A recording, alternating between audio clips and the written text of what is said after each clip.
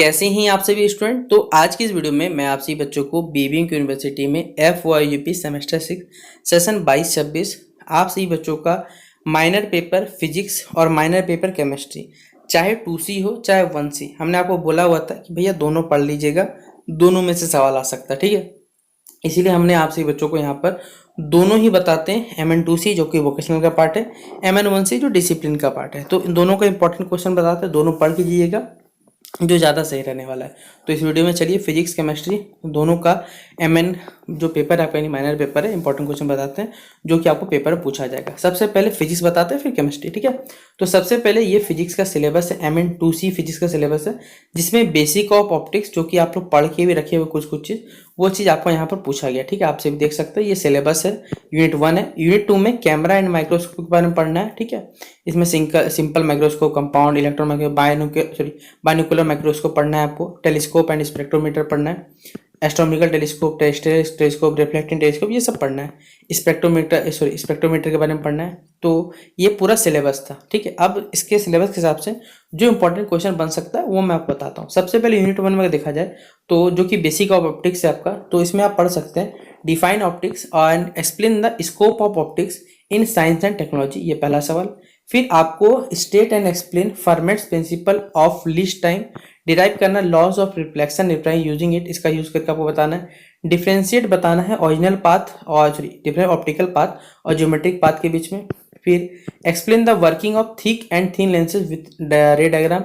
फिर डिराइव करना lens maker formula with double convex lens बोल दिया गया आपको, तो इसमें भी लेंस इक्वेशन आपको निकालने बोला गया और बताना है कि रियल और वर्चुअल इमेज के बीच में एक्सप्लेन करना है formed by the concave and convex lenses के बारे में। ठीक है, और फिर फोकल लेंथ क्या होता है ये आपसे पूछा गया है, फोकल पॉइंट क्या होता है, एक्सप्रेशन बताना है, दोनों के बीच में जो रिलेशन होता है वो बताना है, न्यूटन्स रिंग एक्सपेरिमेंट बताना है और इसके लिए एक्सप्रेशन देना है, फ्रिंज डायमीटर के लिए आपको बताना है। फिर इमेज फॉर्मेशन लेंसेज में क्या होता है और इसका एप्लीकेशन जो है हमारे पास ऑप्टिकल इंस्ट्रूमेंट बताना है, डिस्पर्सन ऑफ लाइट बताना है और किस प्रकार प्रिज्म जो रहता है वो लाइट को डिस्पर्ट लाइट डिस्पर्स करते हैं, एंगुलर मोमेंटम क्या होता है, डिस्पर्सन क्या होता है। फिर डिफ्रेंशिएट करना है dispersive and non dispersive media के बारे में।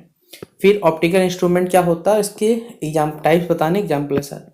यूनिट 2 जो है इसमें कैमरा एंड माइक्रोस्कोप के बारे में पढ़ना है, जिसमें स्ट्रक्चर एंड वर्किंग पढ़ना है ह्यूमन आई का, सिंपल माइक्रोस्कोप क्या होता है इसका फॉर्मूला बताना मैग्निफिकेशन के लिए, construction and working of compound microscope का आ सकता है। फिर शॉर्ट नोट है इलेक्ट्रॉन माइक्रोस्कोप के बारे में और किस प्रकार ये ऑप्टिकल माइक्रोस्कोप अलग होता है, बाइनोकुलर जो माइक्रोस्कोप होता है इसके क्या एप्लीकेशन होते हैं ये बताने। फिर क्या क्या डिफेक्ट्स होते हैं ह्यूमन आइज में, आपको मालूम हाइपरमेट्रोपिया ये, ठीक है, ये प्लस बायोपिया, ये सब पढ़ना है आपको। फिर ये किस प्रकार हम कौन से लेंसेज से ठीक करके बताना है, आपको फोटोग्राफी कैमरा का बेसिक वर्किंग बताना है, उसके की पार्ट्स बताने हैं और कौन से क्वालिटी से एक कैमरा अच्छा बनता है ये हमें बताना है।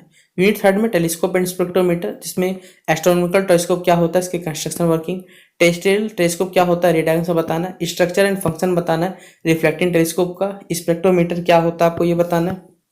अगला आपको बताना है यहाँ पर, अगला सवाल यहाँ पर पूछा हुआ है कि कौन कौन से मेथड होते हैं रिफ्रैक्टिव इंडेक्स को मेजर करने के लिए एक स्पेक्ट्रोमीटर सहायता से, कंपेयर करना है refracting and reflecting telescope, dispersion measure कैसे होता है स्पेक्ट्रोमीटर से।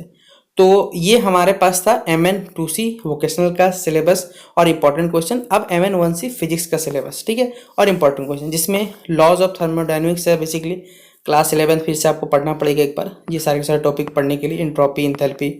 फिर थर्ड लॉ ऑफ थर्मोडायनेमिक्स आ सकता है आपके पास, जिसमें स्टेटमेंट बोला है कोई अनइंटेग्रेबिलिटी नहीं है एब्सोल्यूट जीरो का। फिर थर्मोडायनेमिक पोटेंशियल भी ये टॉपिक्स दिए हुए, ठीक है। फिर काइनेटिक थ्योरी ऑफ गैसेस पढ़ना है आपको और थ्योरी ऑफ रेडिएशन पढ़ना है, बेसिकली स्टैटिक मैकेनिक्स पढ़ना है आपको और फर्मी डिराक डिस्ट्रीब्यूशन पढ़ना है। तो ये सारे के सारे हैं, ठीक है।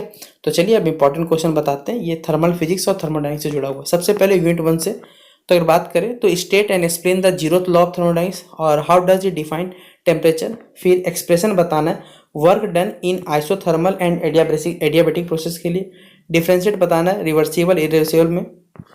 फिर describe the relationship between C P and C B का रिलेशन बताना है एक आइडल गैस के लिए, इंट्रोपी बताना है और ये किस प्रकार चेंज हो जाता है रिवर्सिबल इरिवर्सिबल प्रोसेस में, कार्नोट साइकिल बताना है, कार्नोट इंजन बताना आ सकता है। और सेकंड लॉ ऑफ थर्मोडायनेमिक्स क्या होता है, एक कैल्विन प्लैंक और क्लॉसियस स्टेटमेंट लेके। थर्ड लॉ ऑफ थर्मोडायनेमिक्स बताना है एक्सप्लेन करना है internal energy, heat and work in thermodynamic system, temperature, entropy diagram बताना है आइडियल गैसेस के लिए। फिर यूनिट 2 में जो आपके पास है जिसमें enthalpy, Gibbs free energy, Helmholtz free energy, फिर क्लॉसेस, कैलिब्रियन इक्वेशन और उसकी एप्लीकेशन बताना है, थर्मोडायनामिक एनर्जी फंक्शन बताना है, मैक्सवेल रिलेशन बताना है डेरिवेशन के साथ, डिराइव करना रिलेशन टीडीएस इक्वेशन को, जूल थॉमसन इफेक्ट जो हमारे पास उसको बताना है, उसका सिग्निफिकेंस बताना है। फिर अगला जो यूनिट थर्ड है काइनेटिक थ्योरी ऑफ गैसेस, जिसमें Maxwell law of distribution of velocity बताना है, मीन फ्री पाथ और इसके फैक्टर्स जो इफेक्टेड करते हैं ये बताना है, ट्रांसपोर्ट फेनोमेना को बताना है, विस्कोसिटी, थर्मल कंडक्टिविटी, डिफ्यूजन बताना है, स्टेट एंड ड्राइव करना है, इक्वी पार्टीशन ऑफ एनर्जी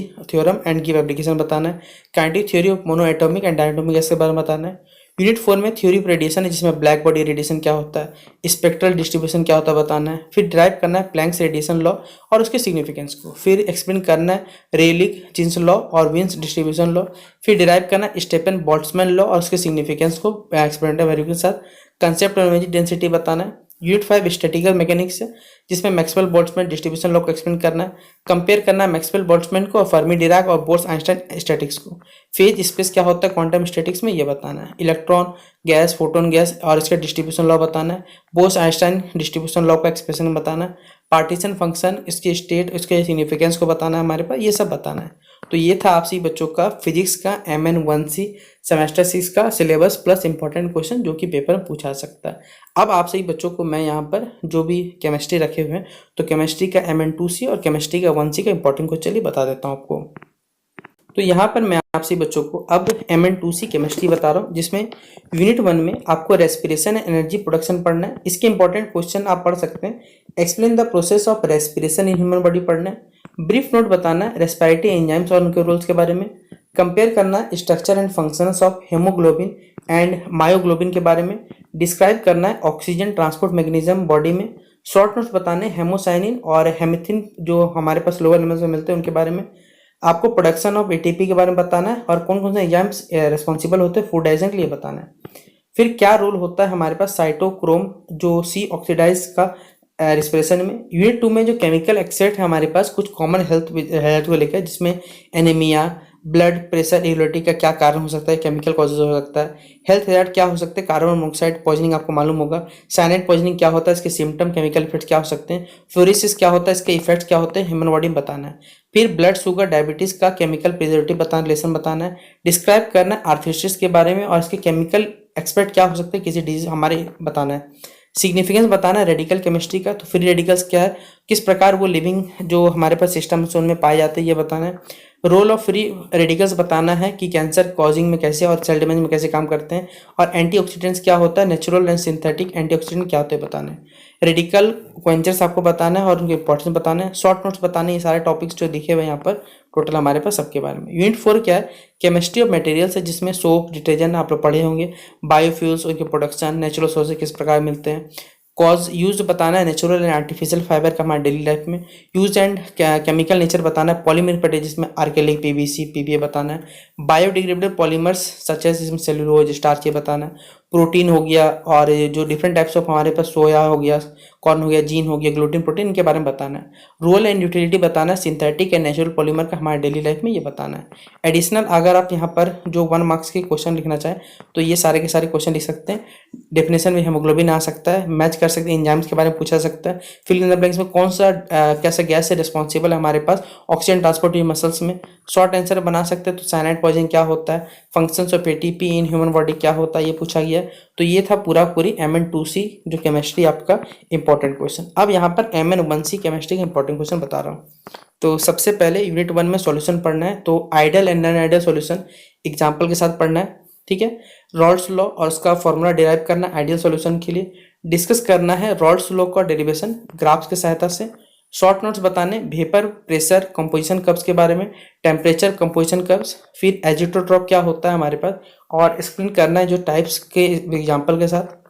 फिर क्रिटिकल सॉल्यूशन टेम्परेचर क्या होता है, एक्सप्लेन करना है effect of impurities on particle miscibility of liquid, immiscibility of liquids क्या होता है ये बताना है। प्रिंसिपल ऑफ स्ट्रीम डिस्ट्रीब्यूशन क्या होता है, नॉर्मल डिस्ट्रीब्यूशन लॉ और उसके एप्लीकेशन बताने।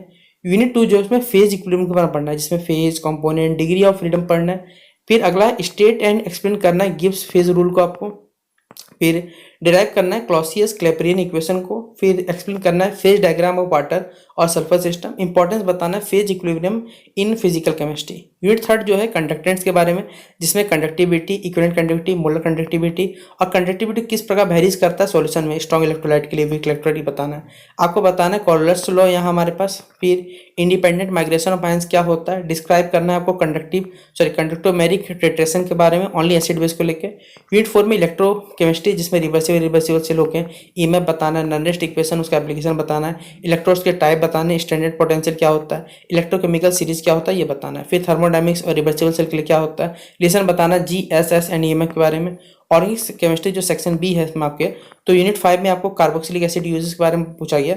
तो प्रिपरेशन मेथड आ सकता है एलिफेटिक कार्बोक्सिलिक एसिड का, aromatic carboxylic acid, acidic and alkaline hydrolysis बताना है एस्टर का आपको, फिर वॉलहार्ट जेलेंस्की रिएक्शन बताना मैकेनिज्म के साथ, डिस्कस करना निक्रोफिलिटी ऑफ एसाइल डेरिवेटिव्स के बारे में, एक्सप्लेन करना है रिफॉर्म स्टिकी रिएक्शन और पर्किंग कंडेंसेट, और डिस्कस करना है इंटरकन्वर्सन ऑफ एसिड डेरिवेटिव्स।